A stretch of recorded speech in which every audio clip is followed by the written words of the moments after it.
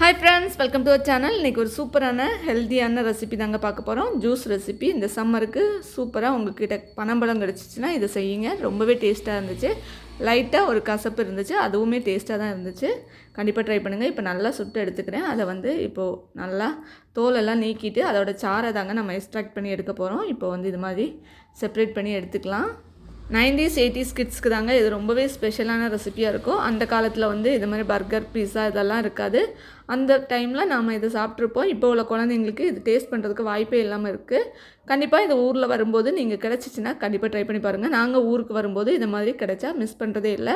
குழந்தைங்களுக்கு செஞ்சு கொடுக்குறது பணியாரம், இல்லைனா இந்த மாதிரி ஜூஸ், இல்லைனா வேக வச்சாது அவங்களுக்கு சாப்பிட கொடுத்துருவோம். அதுக்கான சத்து அவங்களுக்கு கண்டிப்பாக கிடைக்கும். கண்டிப்பாக நீங்களும் கிடச்சா ட்ரை பண்ணி பாருங்கள்.